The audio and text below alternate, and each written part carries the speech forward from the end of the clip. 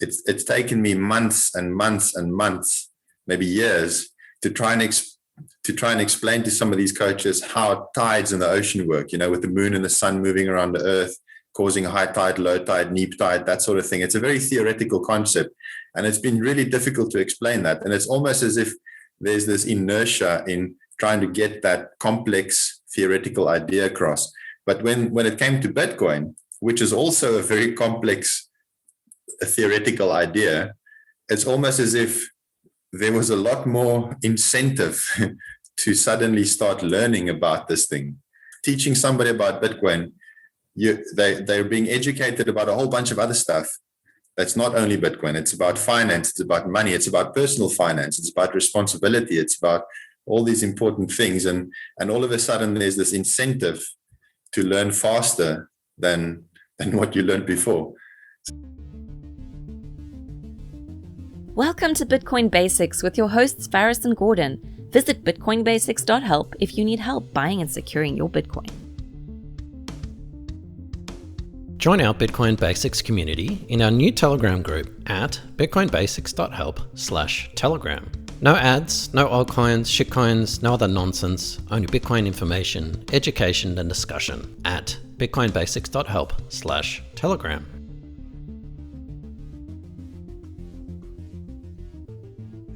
Hello, everyone. Welcome to another episode of the Bitcoin Basics podcast with your hosts, Faris and Gordon. And we have a really exciting guest with us today.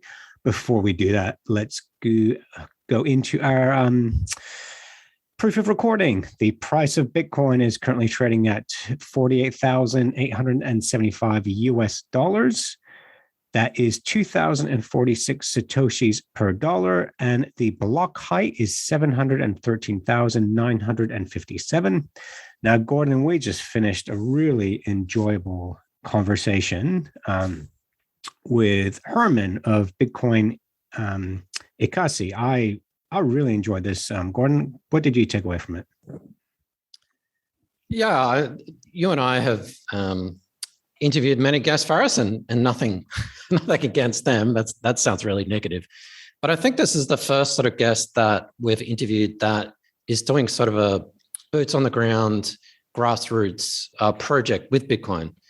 And that is super exciting. It's super difficult, as you'll hear some of the challenges that Hermann's facing. But gee, what an amazing work. And you have to start somewhere. So if you're one of those people who, like perhaps me, a little bit of an idealist and Bitcoin's going to save the world, it's good to sort of see how that would be implemented in real life, in a real community.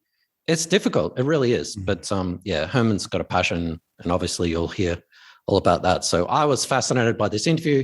I could have gone on for another hour asking him about Bitcoin Lightning and on and off ramps and all that kind of stuff in terms of the friction. But here's the interview. If you enjoyed this podcast, please subscribe, like, and share so we can find others like yourself. All right. So, guys, it's a real pleasure to have with us all the way from South Africa, Hermann Vivier. Hermann is also Bitcoin Ekasi at Bitcoin Ekasi.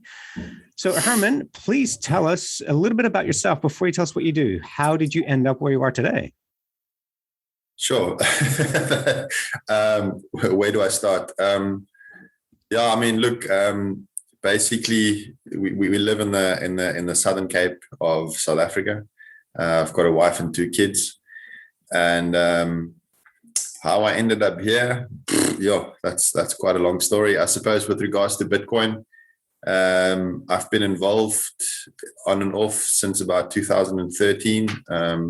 Fell down the Bitcoin rabbit hole following the whole banking crisis in Cyprus, where people had their wealthy people primarily had deposits confiscated overnight to bail out the banking system in Cyprus. There was quite a bit of a banking crisis there, and then I fell down the Bitcoin rabbit hole and completely fell in love with Bitcoin from the get-go. The whole idea of decentralization of power. It really spoke to me, I've been very interested in Bitcoin. I've done a bit of writing for Bitcoin magazine. I've had a few articles published with them, nothing major, but and listened to a podcast with Michael Peterson, who started the Bitcoin Beach project they started in 2019, I believe. And I've been walking around with that idea in the back of my head since I heard that interview. My wife and I started a nonprofit organization in 2010, which is the same year we got married.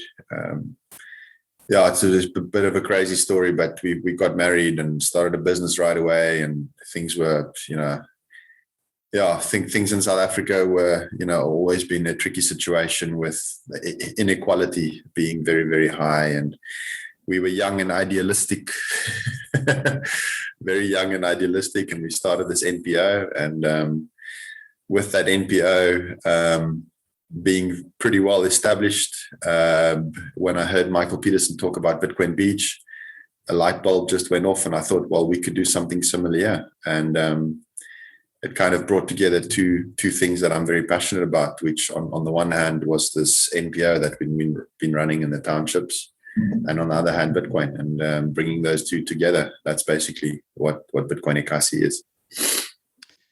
That's awesome. And don't worry, I'm old and idealistic, so that's okay. Now Faris and I have a million questions for you, but before we get started, because we always forget, Faris, do you want to plug yourself, your website, your Twitter, or whatever you want people to follow you on? We've got the Twitter handle, which is Bitcoin Ekasi, at Bitcoin Ekasi. The website that we are using is our parent organization. So the NPO that we founded 10 years ago. We'll probably use that as our website. I don't think at the moment we're not going to create a separate website. So that website is thesurferkids.com. The website belongs to the NPO that this whole effort is based around. But Bitcoin Ekasi is really just an offshoot of that NPO. It's very important to just make that very clear. The Bitcoin Ekasi effort is in support of that nonprofit organization.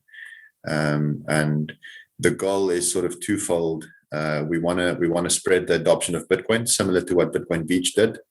But at the same time, we have to support that nonprofit organization because we're using them as a platform to get a foothold into the community. The website is thesurferkids.com and the Twitter handle is Bitcoin Ekasi. That's pretty much what we got so far. So what does thesurferkids.com actually do? So the Surfer Kids is a registered nonprofit organization. It's a donation-based organization. We've got a group of about 40 kids from a township in Mossel Bay, a very, very poor community.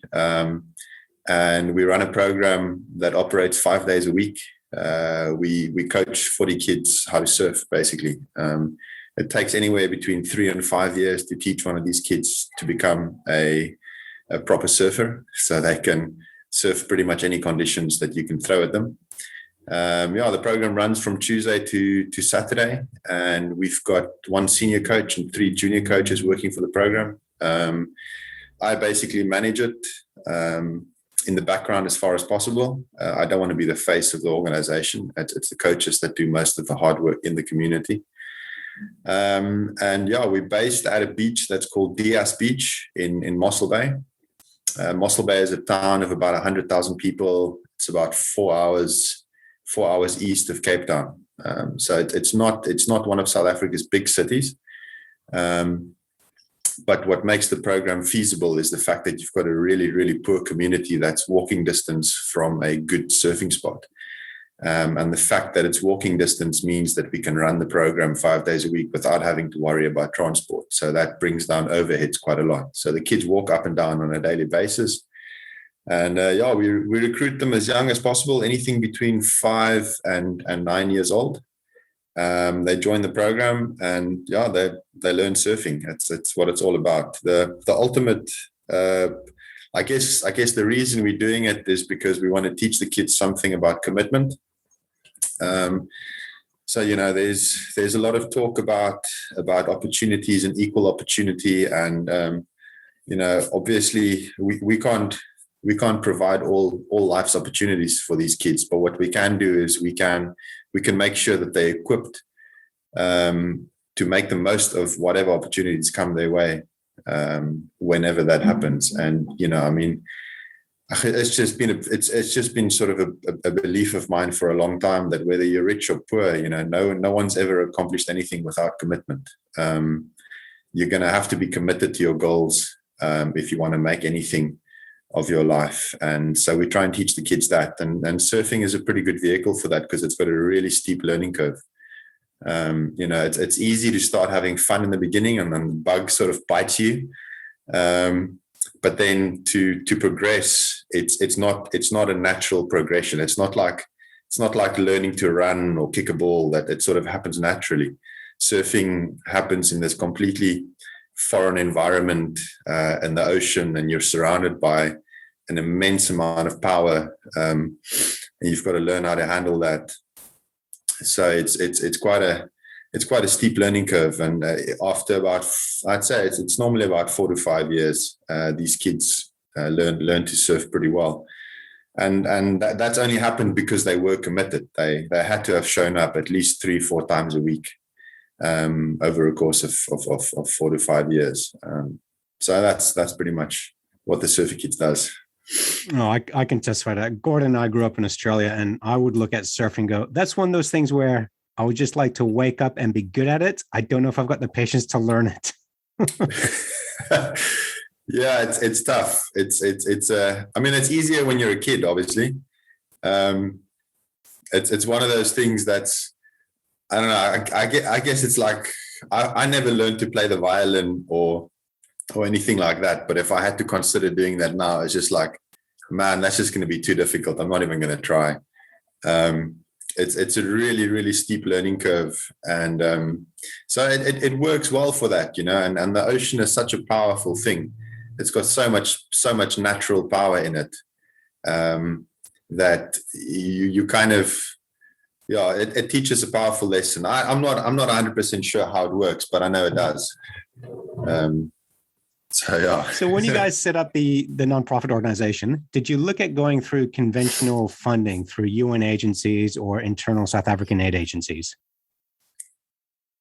Oh, we've played around with quite a few different types of funding models, and we don't get any support from government. I think we're too small for that. It's a very small organization. We've tried to grow the organization bigger, but surfing being what it is, you're very limited in how many kids you can accommodate. I mean, taking 20 kids into the ocean is quite a task. It's not like playing around with a bunch of soccer balls on a field where you can have 3 coaches looking after 100 kids if you had to. The ocean is a dangerous place if you don't know what you're doing. So we've had to keep the organization quite small just because of that. So we've never been really big. So it's been very difficult to attract corporate funding. Government funding in South Africa, sure, that's a tricky one. Yeah, so we've looked at different ways of funding the organization. At the end of the day, the thing that worked best for us was just community-based donations. We looked at different ways of generating money through all kinds of initiatives, and the more you focus on income-generating initiatives, the less attention you can focus on the kids, which is ultimately what you want to pay attention to. So we've always just moved back to funding it through donations, which has been tricky, obviously. I mean, we've never had more than 3 months of operating budget in the bank over the course of the last 10 years. So you can't plan 2 years ahead if you've only got a 3-month budget in the bank. So that makes it really tricky, but it's still going. So yeah. So how did Bitcoin fix you? It hasn't yet. Me personally, or the organization. So why Bitcoin? Sorry, why did Bitcoin Beach resonate with you? What difference has Bitcoin actually made to the surfer kids? Okay, I see what you're asking. Well, I mean, we obviously started the Surfer Kids because we want to help people.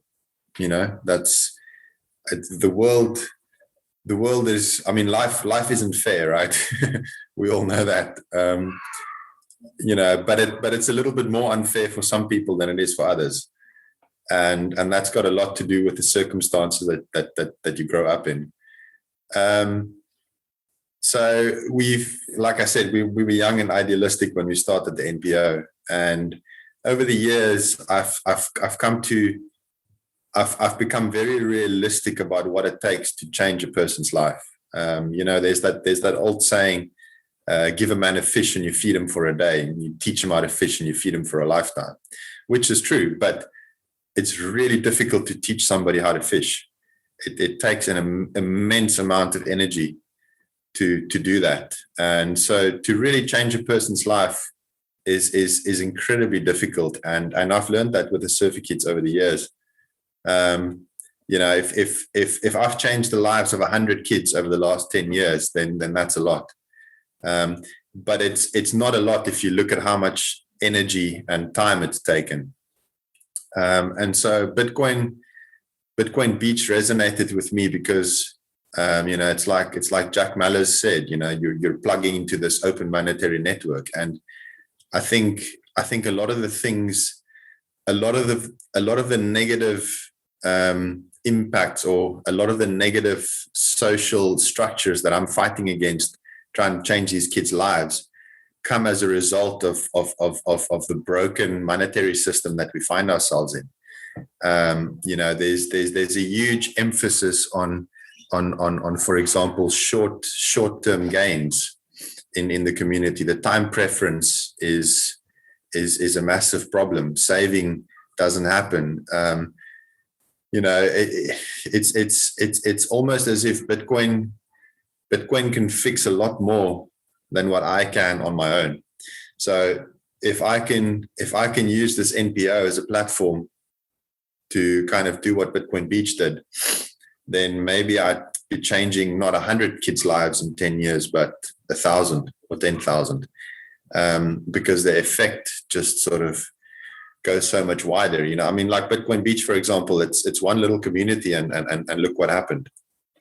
It spread very far and very wide, far quicker than what they would have if they didn't plug themselves into the Bitcoin network.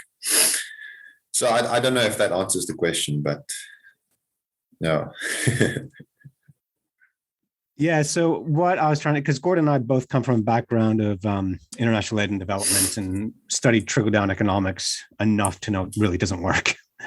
So for me, like one of the criticisms of direct foreign aid, where, for example, you're using Bitcoin Beach or you're using Bitcoin to fund this program, the criticism would be, oh, well, there's no accountability for Herman. He can go ahead and do whatever he wants with that money. And this is why we need, and for those of you that can't watch us or listening, I'm air quoting heavily here, we need NGOs and third parties to trickle down that money to people that need it. But this is where I'm excited about what you are doing, because I see you active on Twitter and we're speaking to you, and I can actually see the work that you're doing. So I know if we're going to encourage people to send you some Satoshis, it's going directly to assisting you. And as you said, you don't need to hire more staff to then apply for funding from third-party sources. So am I right in making that leap, that by receiving Bitcoin donations and by using the Bitcoin network, it's really opening up more opportunities for you and allowing you to do more? Or is it just causing a bit more of an administrative hurdle by adopting Bitcoin instead of using a South African rand? Okay, so I think I'd answer that in the following way. I mean, look, we have to pay the coaches that work for the Surfer Kids anyway. If we can kill two birds with one stone, then that's kind of what we're trying to do here. So what we've started doing is we're paying our coaches, some of it in South African rand and some of it in Bitcoin. And that's basically what underpins the Bitcoin Ekasi effort. is that those coaches now receive a part of their salary in Bitcoin, and they're spending it at shops in the township. So if people do decide to donate Bitcoin to this effort, it's almost as if you're going to donate South African Rand to the surfer kids, you're accomplishing one thing, and that's you're supporting the NPO to do what it does, which is obviously very important. That's how we've been running for the past, for the most part, for the past 10 years. But if you're going to donate in Bitcoin, you can do two things instead of just one with the same amount of money. So if you're going to donate 1,000 Rand in South African Rand versus 1,000 Rand in Bitcoin, making that donation in Bitcoin, that's killing two birds with one stone, because now you're still supporting the NPO because we're paying our coaches in Bitcoin. And obviously salaries is the biggest expense. I mean, the salaries account for more than half of our funding requirements. So you're still supporting the NPO, but you're also helping to kickstart this Bitcoin economy, which is in its very, very, very early stages. I must just qualify what I'm saying here. It's very, very early stages. We've only got 3 shops that are accepting Bitcoin in the township at the moment, and only 2 of them are really very active. But it's only been 4 months, and so those Bitcoin donations can help to get this Bitcoin economy going in the township, which, if it's successful, could have very positive impacts for people that are not connected to our NPO. I mean, look, our NPO we only work with 40 kids. We can't accommodate more children. We don't have the space. We don't have enough coaches.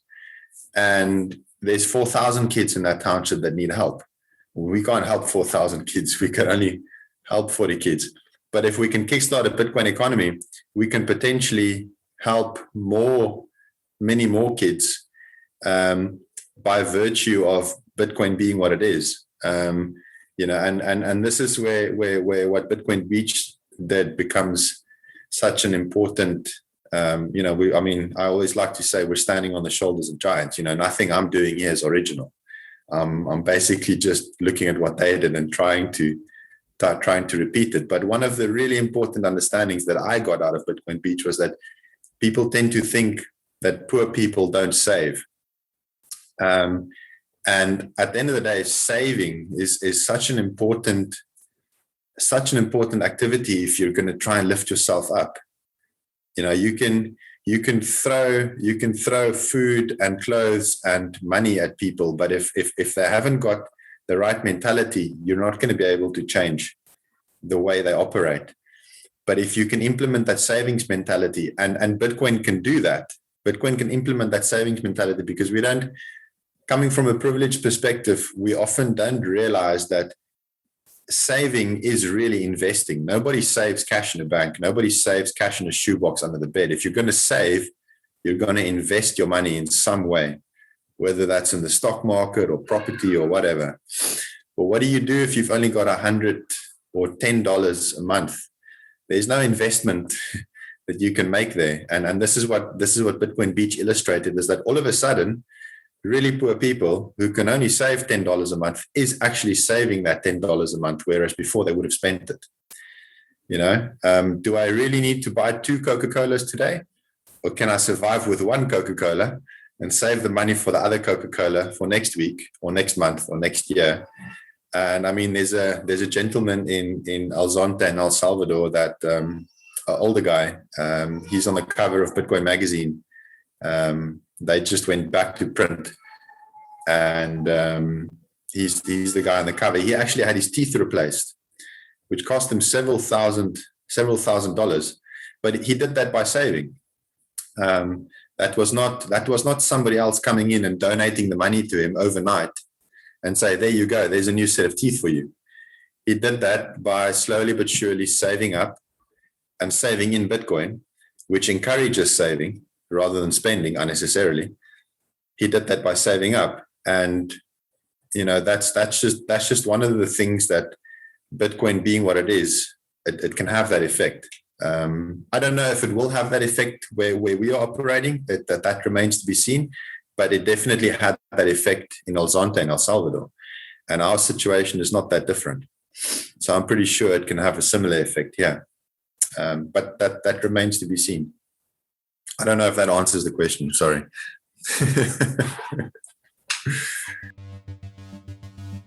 Did you know we provide a help desk at bitcoinbasics.help?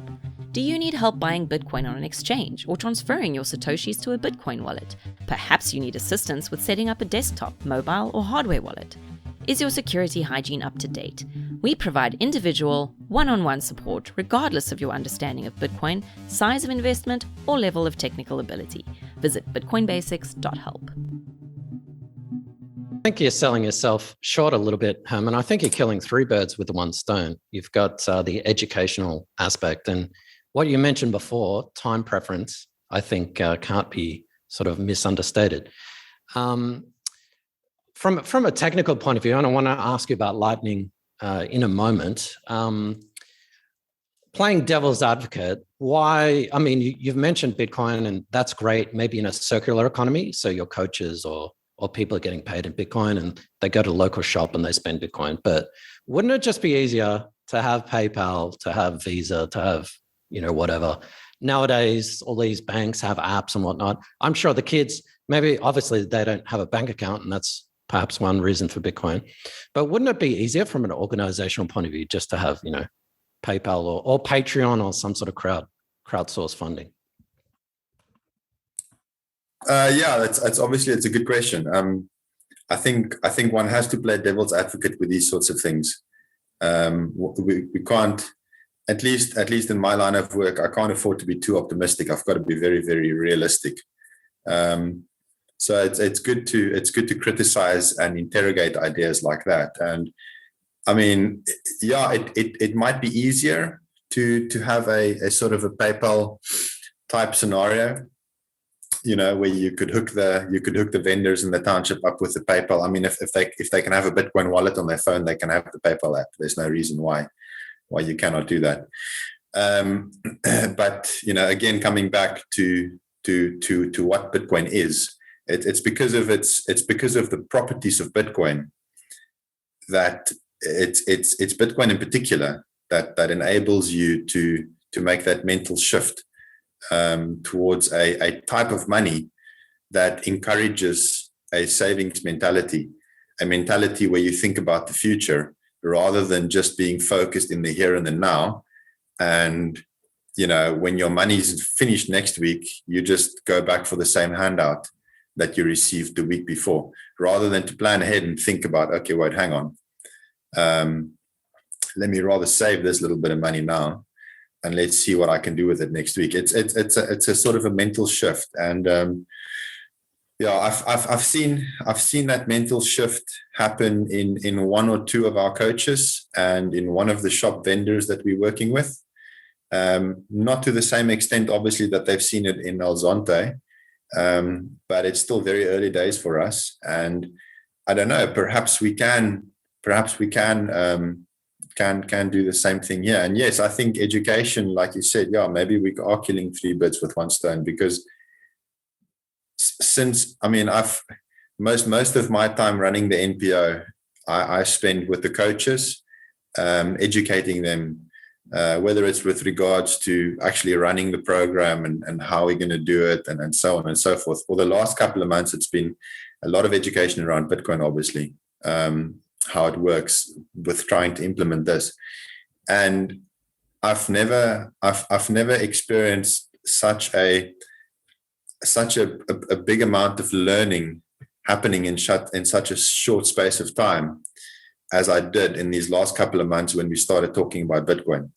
Something just switched on for them. And I mean, look, Bitcoin is money, obviously, and money is one of those very, very basic things that we all need to survive. No matter who you are, where you live on this planet, you need food, air, water, and money.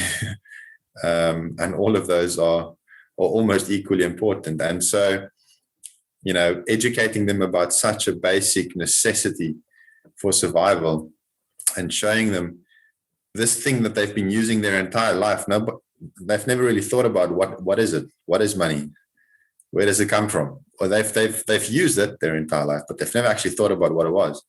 And so when we start about Bitcoin, it's just, it's maybe a silly example, but it's taken me months and months and months, maybe years, to try and explain to some of these coaches how tides in the ocean work, with the moon and the sun moving around the earth, causing high tide, low tide, neap tide, that sort of thing. It's a very theoretical concept, and it's been really difficult to explain that. And it's almost as if there's this inertia in trying to get that complex theoretical idea across. But when it came to Bitcoin, which is also a very complex theoretical idea, it's almost as if there was a lot more incentive to suddenly start learning about this thing. What incentive is there for them to understand the tides? But money, there's that incentive. So yeah, education, it's a powerful, how can I put it? Teaching somebody about Bitcoin, they're being educated about a whole bunch of other stuff. That's not only Bitcoin. It's about finance. It's about money. It's about personal finance. It's about responsibility. It's about all these important things. And all of a sudden, there's this incentive to learn faster than what you learned before. So yeah, maybe it is three birds with one stone. I don't know. It remains to be seen. We'll see. Well, I couldn't agree with you more there, Herman. When we teach people about Bitcoin, we have more than half the time we're teaching them about the current economic and financial system for them to appreciate Bitcoin. Having personal contacts in South Africa, I know that, in the last 10 years, the South African rand has lost more than half its value against the US dollar. So I know people are keen to get out of the rand, and it is difficult to get rands out of the country. How much do you think that has played into people looking to Bitcoin as an alternative? The fact that their local currency just keeps plummeting.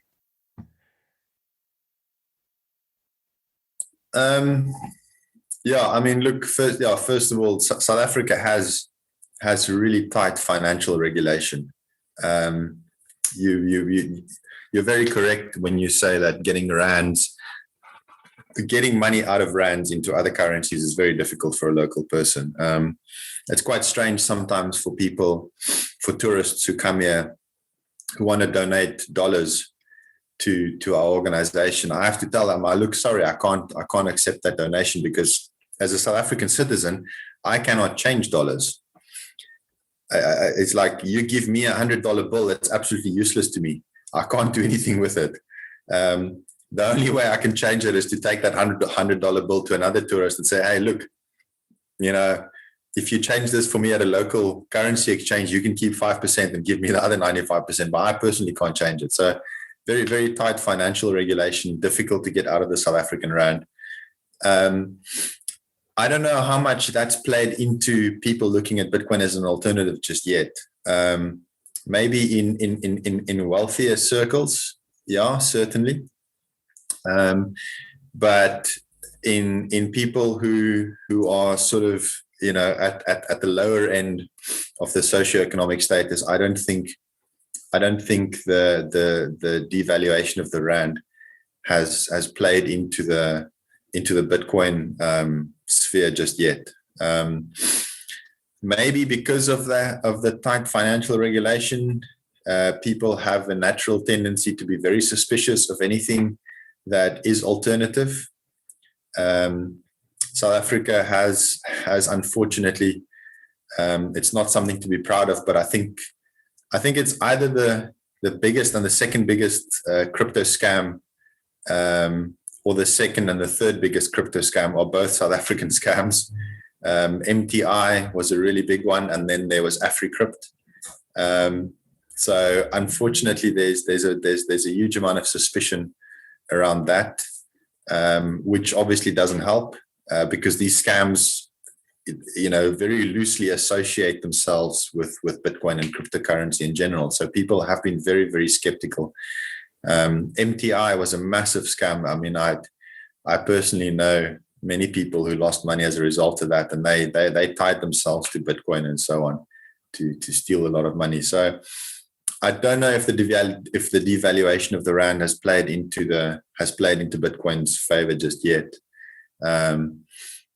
Certainly not in the less educated, lower socioeconomic areas. But that's, again, one of the reasons why we want to do what we want to do, is because we would like to illustrate that, look, if you do it right, Bitcoin is not a scam. Yes, there's all these other scams out there, but if you do it right, then Bitcoin is can be very powerful for anybody, no matter where you are on the income ladder, But yeah, the South African rand has struggled a lot. There's been upwards of 25% inflation over the last 5 years, which is quite a lot, and that's the official figures. If you look at food prices, which is obviously, if you're in the lower income bracket, then food prices is the most important thing to think about. And I think there's been more than 30% inflation over the last 2 years, which is massive. I speak under correction. I'm sort of loosely quoting numbers here, but inflation has been a massive problem, and devaluation against the dollar as well.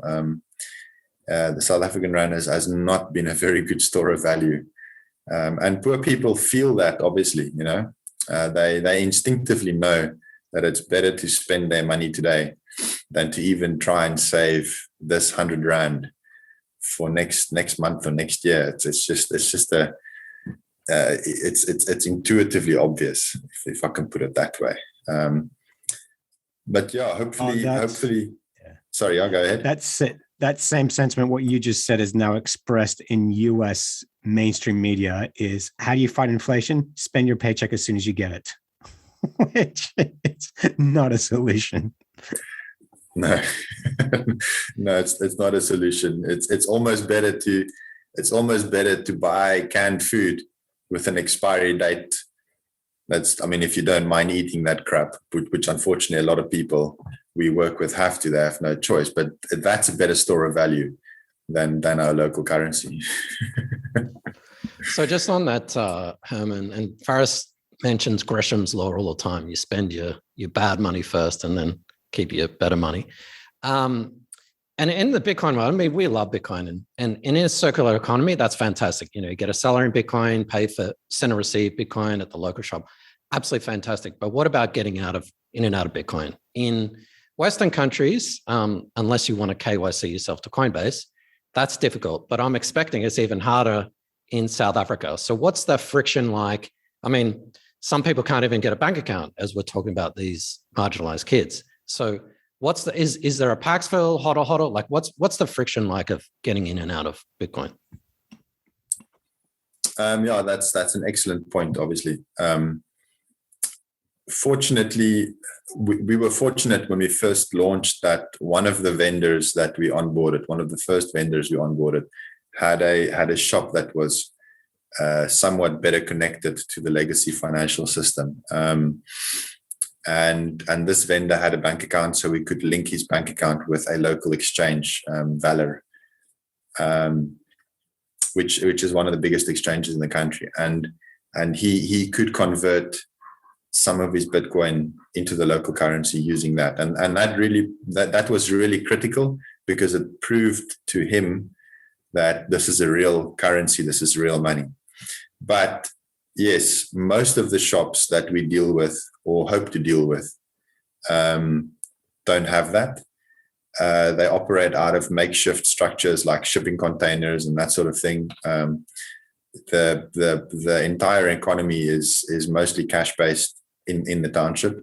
And yeah, even if you look at South Africa as a whole, I think almost 30% of the country is unbanked, which is not a significantly high number if you look at a lot of other African countries. South Africa has a very well-developed financial industry compared to a lot of other African countries.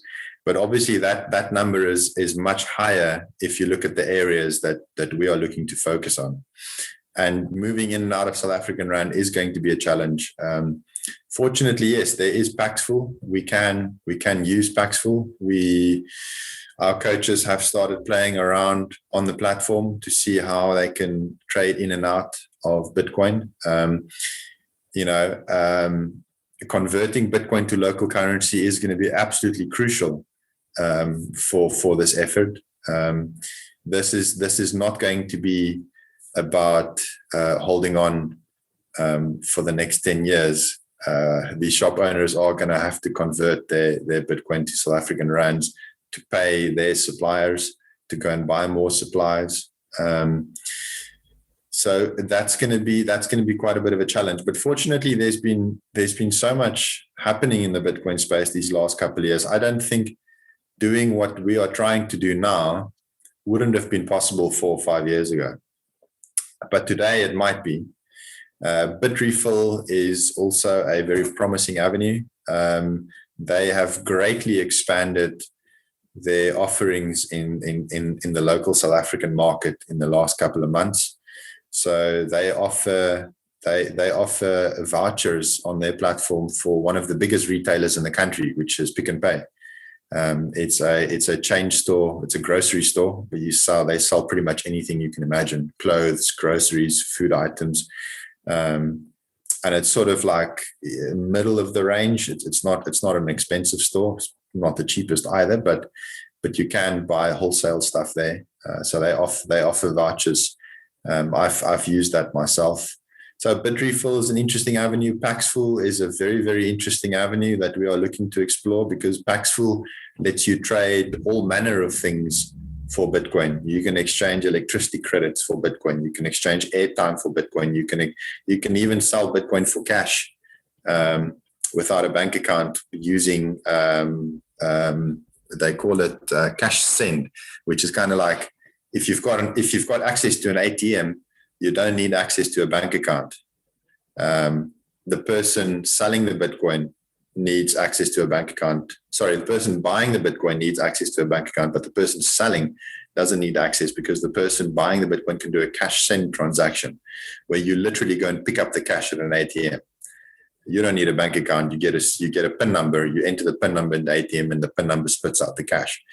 Sorry, so do you need a card or anything? You don't need a card. It's just like a PIN number. Wow. Yeah. So you would if I was buying the Bitcoin from you, then you would send me the Bitcoin. I've got a bank account, and I would initiate this transaction on my bank account, send you a PIN number. You don't have a bank account. You would go to the ATM, enter the PIN number, and the ATM spits out the cash. Sorry, go ahead. Can this be done? Can this be done rand to rand as well? Or is it just Bitcoin and rand transaction? So it's rand to rand. Yeah. Okay. So I can. Sorry, go ahead. Yeah. So sorry, because the unbanked, I know, is a huge part of what maintains people in poverty. So is this something that the government initiated, or was this a private enterprise where they said, okay, you don't need a bank account to access cash? I think it's a bit of both. But I must say, Bitcoiners love to hate on banks. But I must say the banking sector in South Africa has been relatively good in terms of trying to give people access to very basic services without them having a bank account. So if I've got somebody working for me and I need to pay them in cash, they don't have a bank account, then I can still pay them in cash even if they're not physically with me, because I can send cash to an ATM wherever they're located, and they can just go and pick up the cash at the ATM. So these kind of things make it possible to sell Bitcoin on Paxful without a bank account. And we are going to have to look into ways and means of doing that, because the vendors will have to move in and out of South African rands for obvious reasons. Wow. If you enjoyed this podcast, please subscribe, like, and share so we can find others like yourself. I can see why that probably may have helped with Bitcoin adoption, knowing that there is no third party that it is peer-to-peer where you're sending them a pin and they don't need a bank account. So this is just me making presumption, but yeah, I assume that would have helped people understand and appreciate Bitcoin going, okay, it's peer-to-peer transaction. Yes. I think for those owners, for those shop vendors who don't have bank accounts and for whatever reason cannot get a bank account, it is quite attractive knowing that they can deal with something other than physical paper cash. Physical paper cash has its limitations, obviously. It's a massive security risk. What do you do with it? Put it in a box somewhere, but you're always going to be a target. If people know that you've got a shop and you deal only in physical cash, you're always going to be a target. But if you can't get a bank account, what's the alternative? And I think for those vendors, this has been quite an attractive idea. I mean, again, I have to say it's very early days, so it remains to be seen. But the moment the vendors realized that they can convert Bitcoin back into South African Rand, all of a sudden Bitcoin became a very, very, very attractive option for them. We just had to illustrate to them that this is real money. It's not some weird credit system where, you're being pulled into a scam that there's no exit from. Yeah. So I think a lot of people listening to this can see the benefits and greatness of how Bitcoin could apply. But perhaps could you, for example, you've been doing Lightning payments. Perhaps you could explain, why Lightning and maybe what your experience with Lightning, warts and all has been. The Lightning Network. The Lightning Network is really quite an interesting development on Bitcoin. I think obviously, we have to use the Lightning Network because we're dealing with very small transactions. So our coaches would go to the shop and they would buy a bread and a cool drink for $2, and paying a $1 fee on top of a transaction like that for a transaction that gets recorded on the blockchain is obviously silly. So without the Lightning Network or without some other scaling method that drastically lowers the fees, an initiative like this just would never get off the ground. So why not use our favorite coin, XRP Ripple, because I hear it's cheaper and faster than Bitcoin.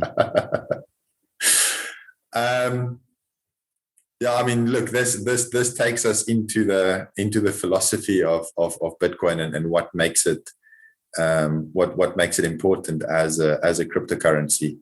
And I can only speak for myself. I can't speak on anyone else's behalf. But I sort of experienced the block wars of 2017, sitting on the sidelines, but I obviously had a lot of interest in what was going on, having been into Bitcoin for about 4 years at that time, and I was quite nervous, like everybody else was. And I think my experience coming out of that was that I very much appreciate the drive in the Bitcoin community to prioritize decentralization above all else. Because I think that's what gives Bitcoin its core value proposition, is the more decentralized it becomes, the more unstoppable it becomes. If you can have 150,000 full nodes running, then that's better than 100,000 full nodes, which is better than 50,000 full nodes. And if you can bring that number up to 250,000 full nodes, which all of them are archiving the entire blockchain and auditing the supply on an ongoing basis and recording every single transaction to a hard drive that's located anywhere you can imagine, then that's what enables decentralization. And for that decentralization, you have to make certain trade-offs. And it's just a matter of you can't have decentralization to its full extent if you're going to add complexity to the blockchain. And that's been shown to be the case, with something like Ethereum, which is a lot more complex and a lot more functional. But from personal experience, I know that running a full archival node unless you've got a top of the range gaming laptop, it's just not going to happen. You know, Not even probably that. about $3,000 to run a full archival node. Yeah. So I've got two old laptops which were donated to our NPO, and I can run Bitcoin full nodes on them. You know, and that's because the developers opted to keep the protocol simplified. But then that limits the speed of transactions. It limits the amount of transactions you can have in a block. And so the Lightning Network is really, or something like the Lightning Network. I mean, there could be other solutions to scaling on top of Bitcoin in the future. It doesn't have to be the Lightning Network, but something like it is going to be needed to make transactions fast and cheap. And I think, you know, the trade-offs that you get with the Lightning Network, again, there's always trade-offs. There's no perfect solution that solves everything perfectly all at the same time. So I think the trade-offs that you get with a Lightning Network, even if it's a custodial type of service, which most of the Lightning wallets at this point are, it's okay if you're dealing with small amounts of Bitcoin. So we've been encouraging our coaches to have a wallet where they would spend their Bitcoin in a semi-custodial type of setup.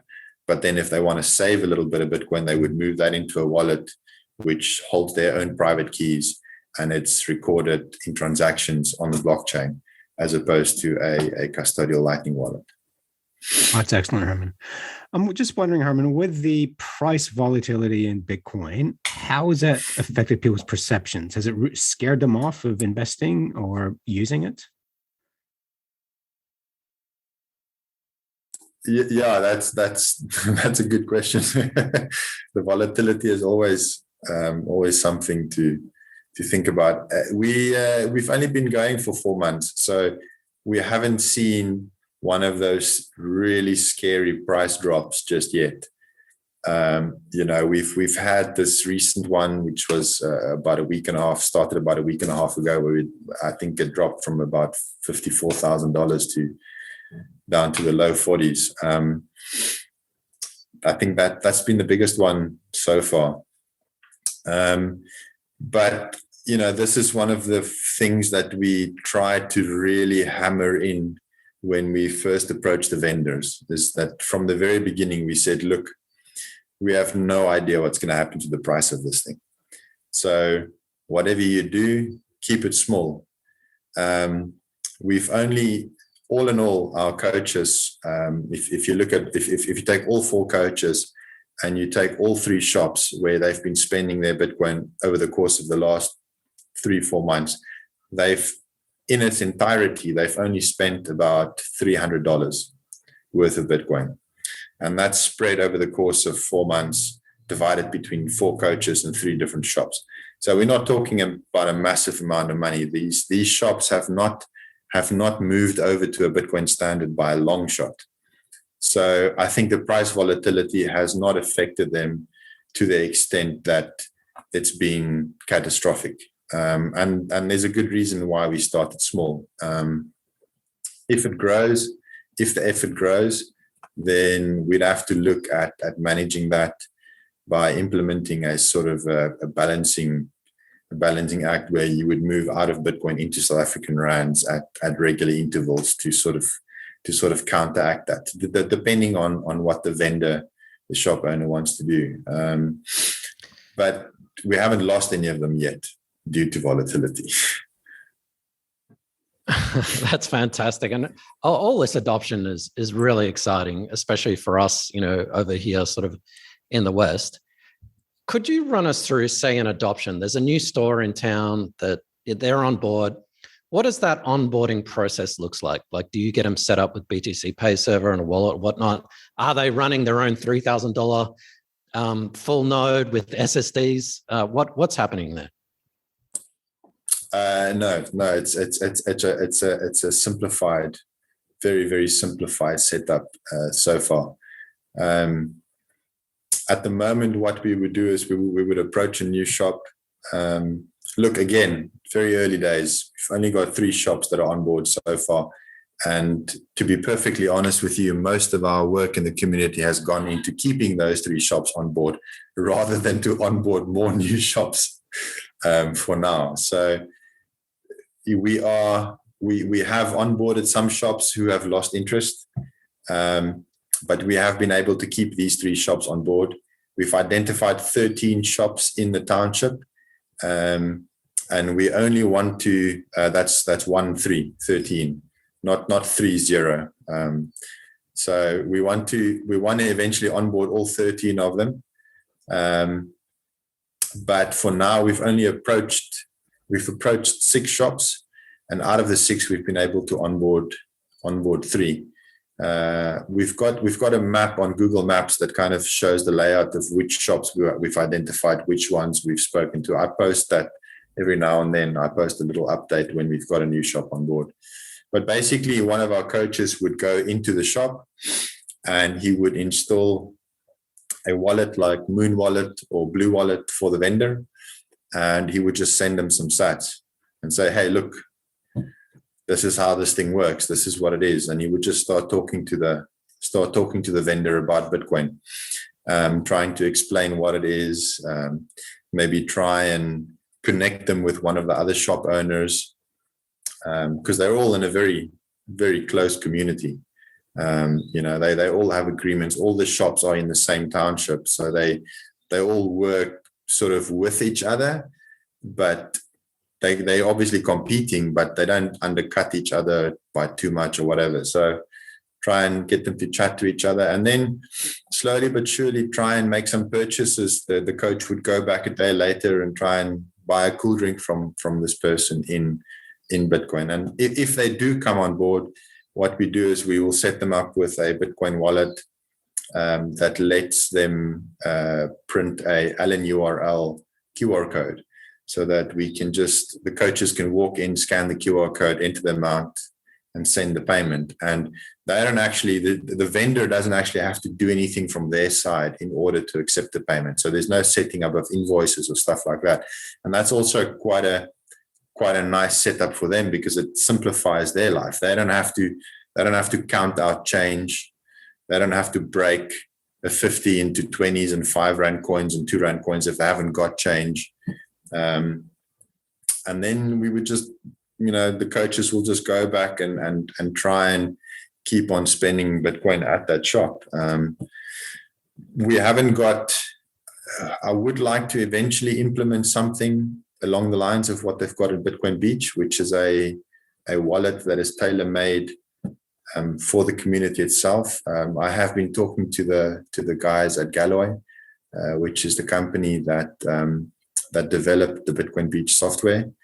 And if we can get something like that set up here, I think ultimately the ideal situation would be to do what Bitcoin Beach did, which is a community bank, where you don't have to worry about people living in shacks storing backups.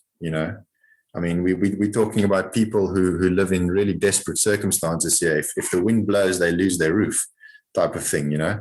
So writing down a 12-word seed phrase in a situation like that is not ideal.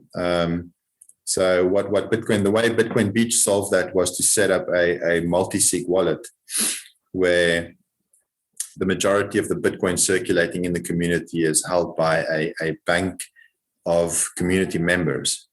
So I, as a community member, don't hold my private keys, but I know where the person lives who does hold the private keys.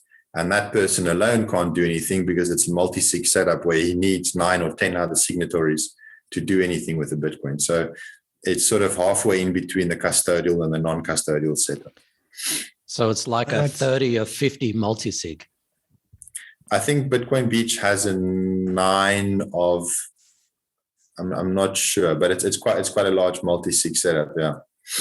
Wow. Are you familiar with Mohammed Yunus and the Grameen Bank? No. This is exactly what he did back in the 80s. So he saw that this was in Indonesia or Pakistan. Sorry, I can't remember which one. But he basically saw that trickle down aid wasn't working. So he set up a system where he worked with the unbanked, people who could not get bank accounts. And the problem was they had no collateral, but the collateral was a group. So 5 people would form a business, and it was usually women. 5 women would form a business. If one of them fell ill or couldn't do something, the other 4 would make the repayments for them. So basically what you've done is exactly based on, he ended up winning the Nobel Prize for economics, whether or not that means something, but it was a birth of microfinancing, was Mohammed Yunus and Caribbean Bank. And it's based on exactly what you just described. The proof of the pudding is in the group of people, each member holding the other member accountable. And it's what's proven to be the most effective means of getting people out of poverty, was allowing them access to capital. So I'm excited when you talk about that. So I think it's phenomenal. It's amazing that you guys are unfamiliar with that, because it just shows that we tend to have the same good ideas across the world. Yeah, I mean, I look at it's there are no original ideas, and that's why I can't take any credit for anything that we are doing at the moment. I'm just trying to implement a version of what's already been done, and I don't think Bitcoin Beach, I don't think the idea they implemented is entirely original either. I'm pretty sure that the idea of community banks precedes what they did. But it is a fascinating idea to have a setup of trusted individuals in the community holding the funds for the community. And those people who are maybe not educated enough to hold their own private keys don't have to worry about that stuff. But they also don't have to trust a corporation that's headquartered somewhere in Singapore to hold their private keys for them. They know where the people holding their keys live, and those people are not going anywhere. They've been in the community for years. They are trusted and respected members of the community. And so I think it's a pretty ideal setup between, full self-custody, which is where ideologically Bitcoiners would want everybody to move in the direction of full self-custody. And I encourage people to do that as far as possible. But, we got to be realistic at the same time. That's just not going to work for most people. And, the same thing could be said of running full nodes. As far as Bitcoin has done a fantastic job in trying to prioritize decentralization, you can't expect every single person to do that. As long as many people as possible do it. Decentralization is it's like the spectrum. And you want to push that as far towards the decentralized end of the spectrum as possible, because that's what provides you security against interference from state or corporate actors. And I think the same can be said for full self-custody. I think full self-custody is also a spectrum. There are people who go really, go all out, and you're talking about things like, 4 out of 5 multi-sig wallets made out of hardware wallets that are constructed in their own basement, never mind ordered from online, and then it's a spectrum, and so I think you've got to find that happy medium. And this idea of a community bank, I think Bitcoin Beach illustrated that it can work. And what you just said, Faris, that very much reminds me of that. I'm not familiar with that, so I'd like to look into that actually. If you enjoyed this podcast, please subscribe, like, and share so we can find others like yourself. All of this is absolutely fascinating, Herman. And, sometimes as Bitcoiners, we get carried away. Bitcoin's going to cure cancer and save the world and all that kind of stuff. We have to be pragmatic. And I think you're taking the right approach. On one side, I can see a lot of people saying, oh, it's only 3 stores, a few kids, 3 stores, who cares, sort of thing. But you have to start somewhere. And what you're saying about decentralization, everyone can't run their full node. Everyone can't. I'm assuming a lot of your vendors are actually cashing out of Bitcoin or Lightning back into Rand. That's fine. You have to start somewhere. We don't have to have everything perfect from day one. But what you're doing is exciting. And I hate to use this word because it gets overused a lot in charities, the word empowerment. But what you're really doing, you're really empowering people. And I mean, at the end of the day, that's kind of what it's about. I'm assuming, well, I shouldn't assume, the government's not maybe too happy. You're flying under the radar, but maybe the government's not too happy once you get a little bit more popular.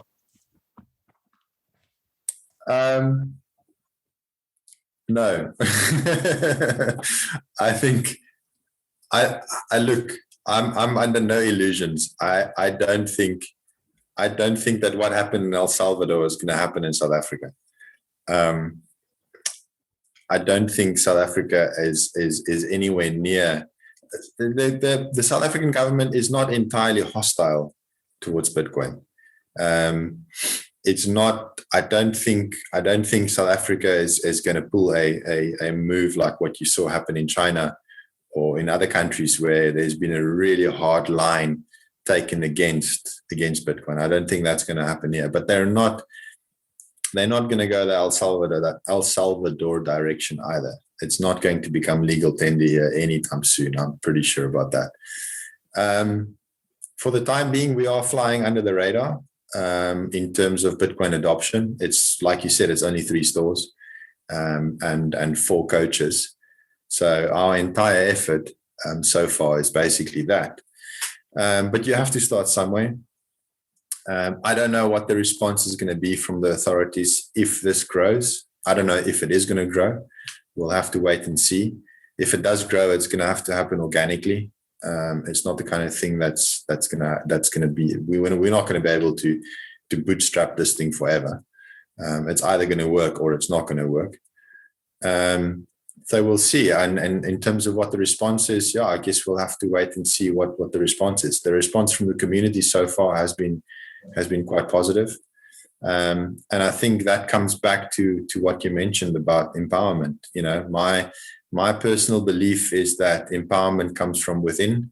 So a person has to have a adjustment in their state of mind in order to create empowerment for themselves. You can help a person along the way. And the best help that you can create is to help them adjust their perspective. But ultimately, nobody else is going to lift you up and create personal empowerment. That's going to have to come from the individual themselves. And that's been the underlying philosophy for the NPO that we started years ago. And it's also the philosophy that I think it ties back into the Bitcoin philosophy. You've got to take responsibility for yourself as far as possible. And I think Bitcoin. I don't think Bitcoin is going to cure cancer. I don't think Bitcoin solves everything, but it can solve some of the very, very core problems that has been the cause for many other issues. I think we look at a lot of other issues and we don't always realize that there's something.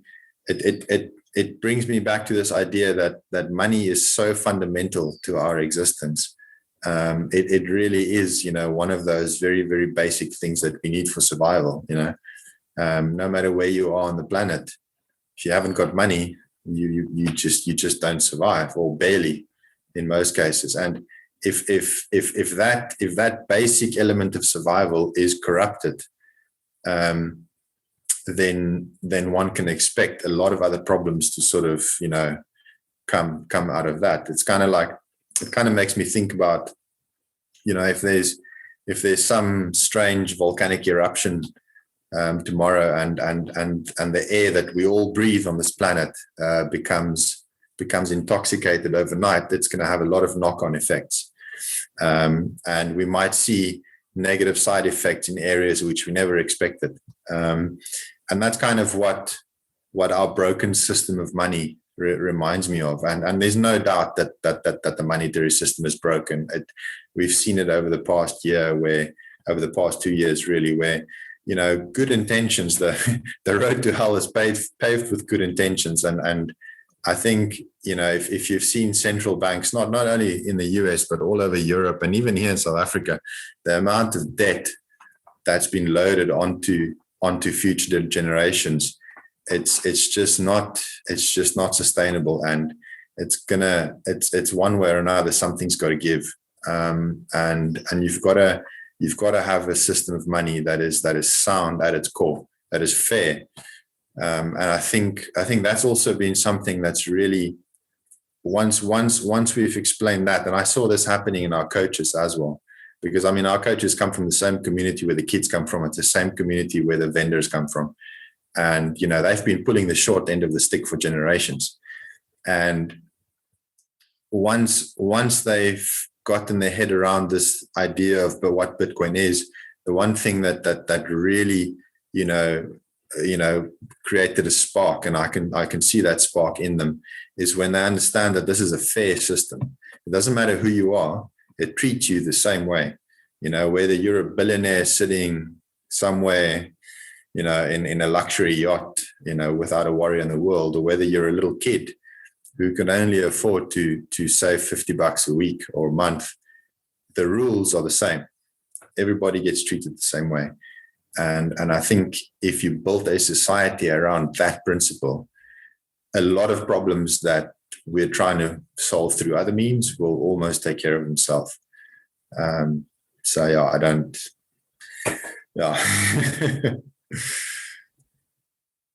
So what are some of your pain points at the moment? Like, what maybe, again, we like to have our rose-colored glasses on with Bitcoin. What are some of the things that are kind of, not really working or need to improve? Specifically with regard to our effort, I think if it was easier to convert in and out of the local currency, that would help a lot. Another pain point is education. There's a lot of good efforts ongoing to translate Bitcoin material into local languages. But then again, even if it is translated into a local language, we work with people who, unfortunately, as a result of a failed state education system, the level of education is quite shocking sometimes. So that's quite difficult. That's a big challenge. Bitcoin also relies on technology and technological devices like smartphones. Access to that sort of technology is a bit of a pain point. The coaches who we employ and the vendors who we are spending Bitcoin with often use very, very old phones with little memory and not enough space for more than one or two apps running at the same time. That makes it tricky. A cash payment is not going to fail if both people can pass it between one another. But with Bitcoin being a technology, if your phone crashes in the middle of trying to make a payment, then that's obviously not ideal. So, and those devices, I mean, look, again, Bitcoin has done quite well in trying to be as low tech as possible, but it still relies on technology at the end of the day. And so access to smartphones is quite tricky. And it's not just a matter of, we're not necessarily going to solve that problem. If somebody came out of the woodwork tomorrow and said, here's 100 new smartphones for you, that won't necessarily solve the problem, because it's, again, back to education. Like, you gotta then educate people to look after this thing. There's no point in cracking the screen, my man, because if you crack the screen, you're not going to see whether your payment's confirmed or not. Education, access to basic technology, conversion in and out of local currency. That's probably the main sticking points. And then obviously funding. Sorry? Just that? Only that? Only that? No. I mean, at the end of the day, it comes back to funding always, because we have to keep the underlying NPO running. If we want to, if we lost and we came pretty close to losing this NPO with COVID. A lot of our donations came from the tourism industry. South Africa had a very, very healthy tourism industry prior to COVID. It was one of the few economic sectors that was showing a healthy growth. Agriculture is another big one, but that was in decline. Mining has never been doing that well over the last couple of years, but tourism was doing really well in South Africa, and a lot of our donations came through tourism.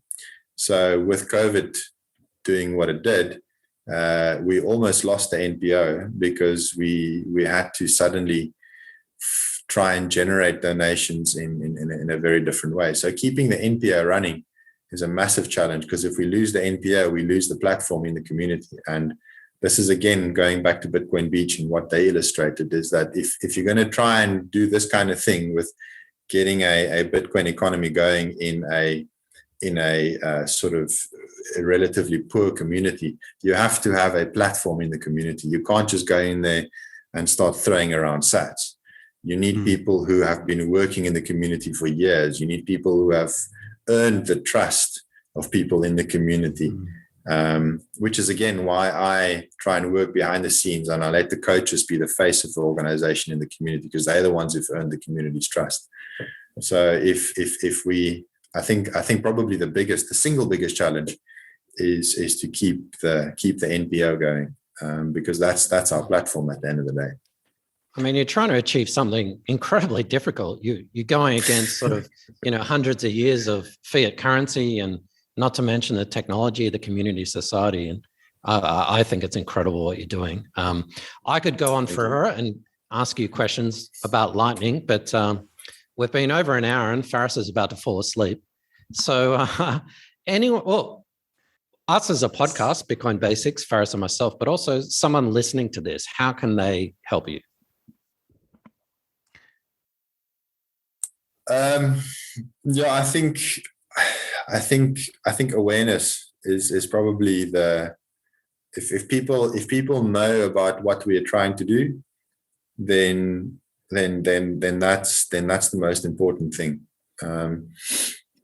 Donating will help the effort, obviously, but I think the donations will come.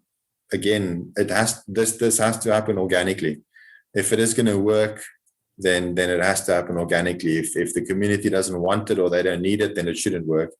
And if the Bitcoin community is not willing to support it, then maybe it shouldn't work either. But if we can spread awareness of what we're trying to do, and enough people find out, then I think it will grow organically if it's something that needs to happen. So I think the first and the most important thing is awareness. And I mean, that's basically what we're doing at the moment. I'm talking about it, and you guys have given me this platform to talk about it, and that's helping to spread awareness. So I think that's probably the most important thing. So would donations from our listeners be of any help to you, Herman? Because we don't want to see you guys lose the NPO. Absolutely, it would. I mean, of course, donations, is what keeps the NPO going. But a donation has to be something that sort of a person has to feel good about donating to a cause. And so I don't want to stress that too much. It's kind of something that if it happens, it's good and it should happen. But if it doesn't happen, then maybe we should look at what we're doing and trying to do it in a different way. Donations never feel good. Bitcoiners, it's always the end of the world. I mean, look, if we can find one OG Bitcoiner who's willing to go, here's a Bitcoin for you, that would be fantastic. I think that's what happened with. I think that's what got Bitcoin Beach off the ground. Bitcoin Beach actually was not the first NPO that this donor approached. He approached many NPOs before he got to Bitcoin Beach, and he had a condition attached to his donation, which is that you guys have to use this donation in Bitcoin. And so it was Michael Peterson who eventually showed him a plan of action that looked like it could work. And if we could find someone like that, that'd be fantastic, obviously. But I think awareness is more important. We'll put a link up there, and I'll get our viewers to send you guys some stats, because this is real world, life-changing difference that you guys are doing. And just to defend myself, when Gordon says I'm falling asleep, don't take it personally, Herman. I've been battling a flu for over a week, and in my part of the world, it's past my bedtime. No, I understand. No stress. It's all good. So in all seriousness, Herman, and I'll put everything in the description of the show notes, but if someone does want to donate, and we have a lot of audio listeners, give us a link or somewhere they can go. Well, we've got a Lightning Network donation address on our Twitter profile.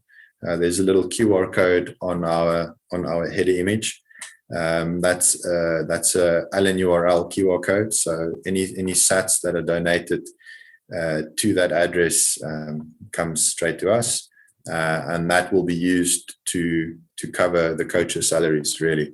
We've also got a Bitcoin address, which is not Lightning Network, that you can donate to, again, also on our Twitter profile, which is @Bitcoin Ekasi. Otherwise, we also take Bitcoin donations on the website to the Certificates, which is thecertificates.com.